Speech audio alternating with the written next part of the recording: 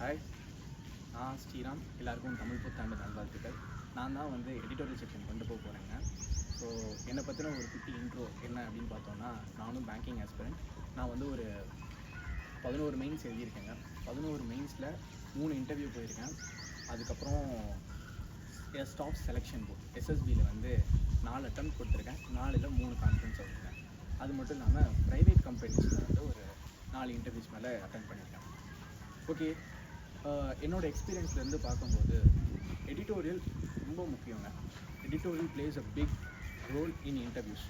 அப்போ இன்டர்வியூஸ்க்கு மட்டும்தான் எடிட்டோரியலா அப்படின்னா கிடையாது.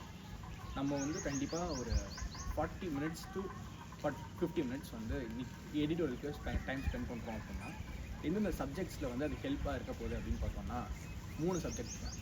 ஃபஸ்ட்டு இங்கிலீஷுக்கு ரீடிங் காம்ப்ரிஹென்ஷன் அப்படின்னு சொல்லிட்டு ஒரு செக்மெண்ட் ஒரு டாபிக் ஒன்று வரும்ல, அதில் ஒரு நாளைக்கு ஒரு எடிட்டோரியலை டீட்டெயில்டாக அனலைஸ் பண்ணோம் அப்படின்னா டெய்லி போட வேண்டிய ஆர்சி தேவையில்லைங்க. இதையே டீட்டெயில்டாக அனலைஸ் பண்ணோம் அப்படின்னா டெஸ்ட்டு போடும்போதும் சரி, எக்ஸாமுக்கு போகும்போதும் சரி, இந்த தனியாக அந்த டாபிக் பார்க்காமலே நம்மளால் நல்ல ஸ்கோர் எடுக்க முடியும்.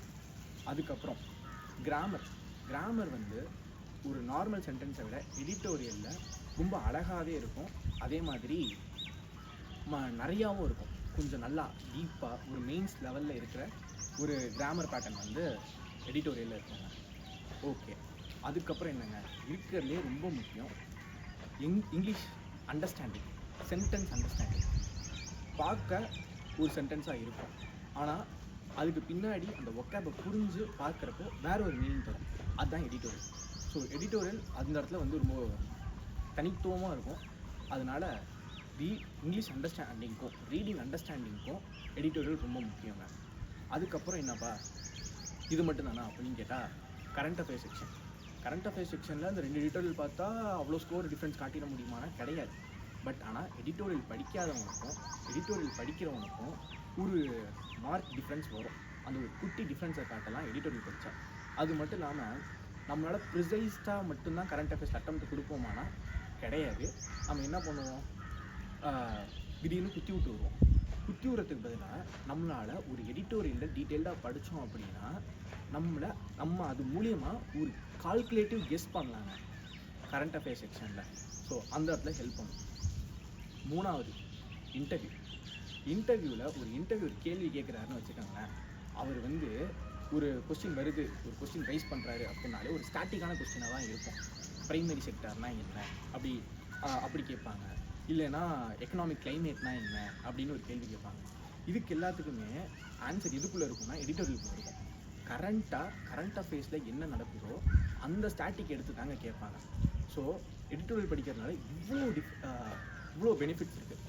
ஸோ கண்டிப்பாக ஒரு 40 to 50 மினிட்ஸ் 2 எடிட்டோரியல் செக்ஷனுக்கு தாராளமாக கொடுக்கலாங்க. இதுதான் இம்பார்ட்டன்ஸ் ஆஃப் எடிட்டோரியல்.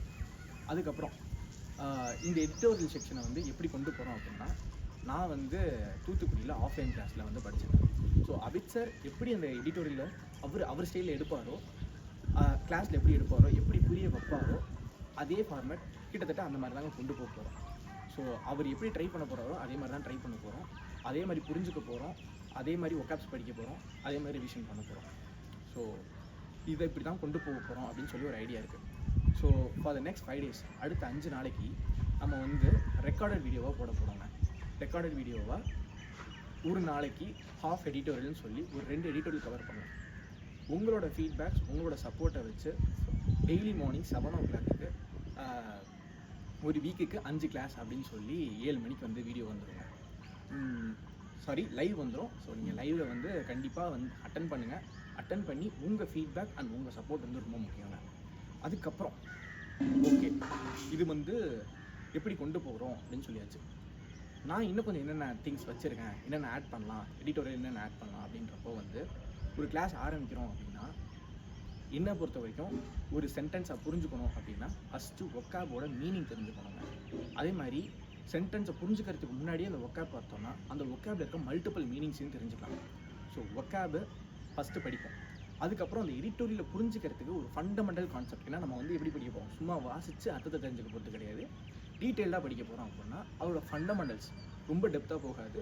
பட் ஆனால் ஒரு மேலாப்பில் அந்த எடிட்டோரியலுக்கு பேக் ட்ராப் என்ன, அதோட பேக்ரவுண்ட் என்ன, அதோட ஃபண்டமெண்டல்ஸ் என்ன அப்படின்னு தெரிஞ்சுக்க போகிறோம்ல. ஸோ அதுதான் வந்து அதை வந்து அதையும் எக்ஸ்பிளைன் பண்ணுவாங்க. ஃபஸ்ட்டு ஒக்காப், அதுக்கப்புறம் அதோட ஃபண்டமெண்டல்ஸ், அதுக்கப்புறம் சென்டென்ஸை ரீட் பண்ணுறோம், டீட்டெயில்டாக புரிஞ்சுக்கிறோம், அதுக்கப்புறம் கொஸ்டின் கேட்டுக்கிறோம், அதுக்கப்புறம் கொஸ்டின் கேட்டு எவ்வளோ டீட்டெயில்டாக புரிஞ்சு வச்சுருக்கோம் அப்படின்னு சொல்லி வந்து பார்க்க போகிறாங்க. ஸோ இதுதான் வந்து அந்த ஒரு என்டையர் செக்ஷனில் ஒரு பேக்கேஜாக இருக்க போகிறோம். அதுக்கப்புறம் என்ன பண்ண போகிறோம் அப்படின்னா, ப்ரீவியஸ் டே எடிட்டோரியலில் படித்த ஒக்காப்ஸ்ன்னு இருக்குல்ல, அந்த ஒக்காப்ஸையும் ரிவிஷன் பண்ணுவாங்க. ஸோ இதுதான் வந்து ஒரு கிளாஸ்க்குள்ளே கம்பைண்டாக இருக்க போகிறது. எவ்வளோ டீட்டெயில்டாக பார்க்க போகிறோம் அப்படின்னா, மெயின்ஸ்க்கு இந்த எடிட்டோரியல் எவ்வளோ ஹெல்ப்ஃபுல்லாக இருக்கும் அப்படின்றது மட்டும் என்னால் வந்து ஷியூராக சொல்ல முடியும். ஏன்னா இப்போ நம்ம படிக்க போகிற எடிட்டோரியல்ஸ் ரெகுலராக பார்க்க போகிறோம், டில் இன்டர்வியூ வரைக்கும் நம்ம வந்து இதை கண்டினியூ பண்ண போகிறோம் அப்படின்னா ரொம்ப ஹெல்ப்ஃபுல்லாக இருக்கும். ஸோ கண்டிப்பாக வந்து உங்கள் சப்போர்ட்டை கொடுங்க. And last and final, every week every Sunday editorial வராதுங்க. அன்றைக்கி என்ன பண்ண போகிறோம்னா, அந்த என்டையர் வீக்கில் படித்த ஒக்காப்ஸை ரிவிஷன் பண்ண போகிறோம். அதே மாதிரி அந்த ஃபண்டமெண்டல்ஸ் பார்த்தோம்னா அது ரொம்ப இம்பார்ட்டண்டான பேங்கிங் டேர்ம்ஸ் ஏதாவது இருந்துச்சுன்னா அதையும் பார்க்க போகிறோம். அதுக்கப்புறம் ஃபைனலி படித்த ஒக்காப்ஸ்க்கான ஒரு ஃபில்லர்ஸோ இல்லை ஒரு கொஸ்டின் பேஸ்டோ எடுத்துகிட்டு வந்து அதையும் சால்வ் பண்ணி பார்க்க போகிறாங்க. ஒரு கான்ஃபிடன்ஸ் கொடுக்கும். And that's it. Peace out guys. கண்டிப்பாக உங்கள் சப்போர்ட்டை கொடுங்க. பை.